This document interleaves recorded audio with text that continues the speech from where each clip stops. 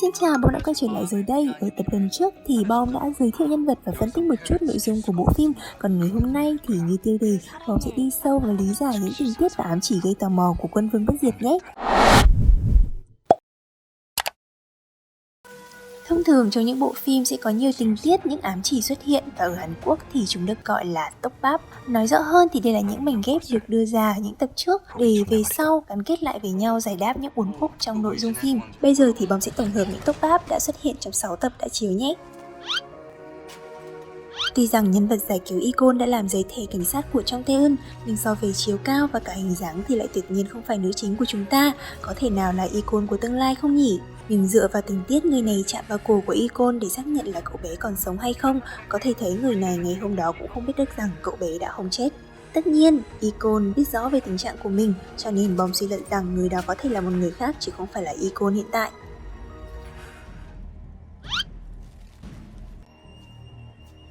Con trai người đã bị chết đuối ở hồ nước, chồng thì bị tai nạn giao thông. Irim đã nói như vậy với vợ của Iho ở nước Đại Hàn Dân Quốc. Tuy rằng sau đó có thể nhìn thấy thi thể của Iho nhưng lại không tìm được cảnh phim nào liên quan đến cái chết của Lee Ji-hun. Vậy có thật sự là Lee Ji-hun đã bị giết không? Sẽ thật là một cú xoay chuyển bất ngờ nếu như Irim cố tình tha mạng và giấu cậu bé để phục vụ cho mưu đồ của mình sau này.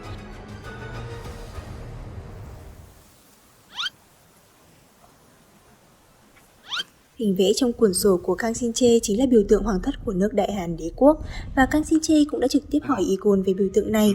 Anh đã nhìn thấy biểu tượng này ở đâu nhỉ? Nó có liên quan gì đến những cơn ác mộng mà anh mơ mỗi ngày?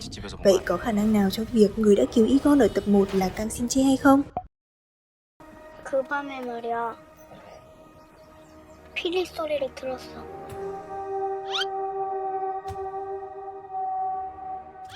Ngày mà hoàng đế Iho bị giết, cậu bé Icon có nói rằng có nghe thấy tiếng sáo. Khoảnh khắc đó, vì vạn ba tức địch vẫn đang ở trên tay của Irim, Bom đoán rằng có thể vẫn còn một vạn ba tức địch khác đã mở ra cánh cửa không gian và tiếng sáo cũng vang lên bởi vật này. Rốt cuộc nguồn gốc cái sáo đó là gì? 피리 소리가 너무 커서 아무 소리도 안 들렸어. 총 소리도. 그건 뭐야? 아, 전에 어떤 손님이 놓고 간 건데 혹시 찾으러 올까? Lúc thủ tướng Gu So-ryong về nhà mẹ đẻ, mẹ cô có nói rằng có một người khách đã để lại một cây gậy rồi bỏ đi, hay là Irim đã để lại cây gậy chứa vạn ba tức địch của mình. Nhưng trong những cảnh tiếp theo chúng ta có thể thấy rằng lúc Irim cầm ô thì vẫn còn một nửa của vạn ba tức địch. Vậy ai là người đã để lại cây gậy nơi nhà của Gu So-ryong và lý do cho việc này là gì nhỉ?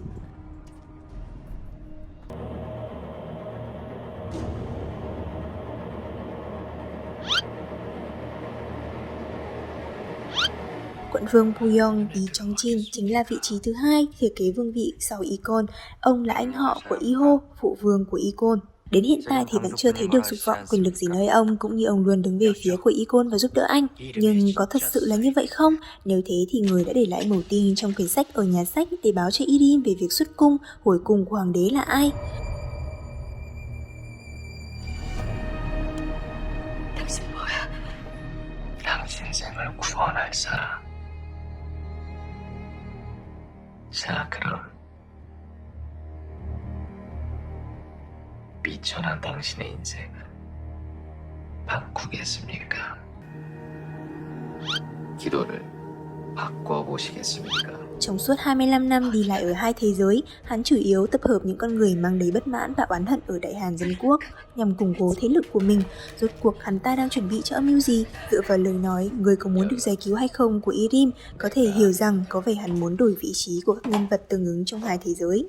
Những bức ảnh được treo trong căn phòng tối của Irim bao gồm từ quận công Buyong và con cháu của ông cho đến Kang Shin-chae, ngày càng có nhiều người xuất hiện. Những nhân vật có trong ảnh có lẽ là những con người đã từ Đại Hàn Dân Quốc đi sang Đại Hàn Đế Quốc, và ở Đại Hàn Dân Quốc, công việc của Irim là sơn mới lại những đan trong. Điều đó có thể ám chỉ mục đích của hắn ta chính là muốn sơn trồng lên nền lịch sử cũ vốn có bằng chính lịch sử mới do hắn tạo nên. 무슨 기념일이신가 봐요. 네.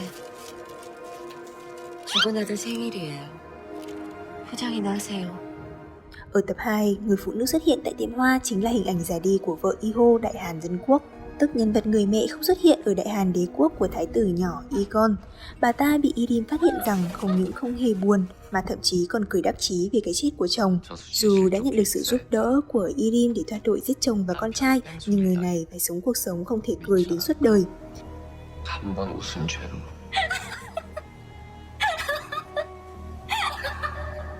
영원히 못 웃게 되었구나. Và có thể thấy cho đến bây giờ, bà ta vẫn bị chi phối bởi Irim. Các bạn có tò mò cuộc sống thực sự của nhân vật này như thế nào không?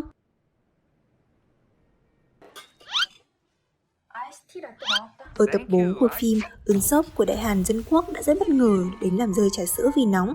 Quả nhiên giây phút đó, tại Đại Hàn Đế Quốc, Chu Trong cũng đã làm đổ ly cà phê. Đây có khả năng là nguyên lý về việc liên kết cơn đau giữa các nhân vật tương đồng ở hai thế giới. Theo lập luận này thì có thể nào cơn đau trên vai của Egon là bằng chứng việc ám chỉ Lee Ji-hun vẫn còn sống hay không? 일단은 자네와 내 세계의 일가용생 중 1 phút ở không gian giữa 0 và 1 là 1 giờ đồng hồ ở bên ngoài, tức là 24 phút của nơi này chính là một ngày ở thế giới bình thường. Việc sắp đặt hình ảnh gần như không ra đi của Irim có thể muốn hé lộ rằng nơi đây có một bí mật nào đó. Các bạn có nghĩ rằng nơi đây chính là chỗ ẩn náu bí mật của Irim hay không? Cũng chính nơi đây, Trong Tae-eun đã gieo hạt giống cây tương tư xuống.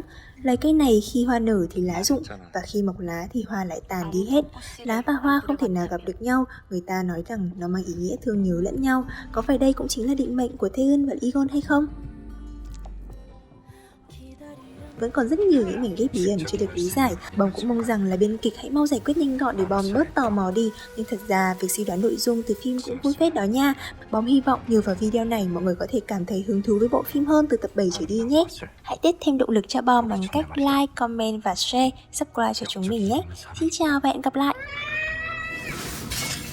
십적이 반은 내게 있고 그럼 그는 반드시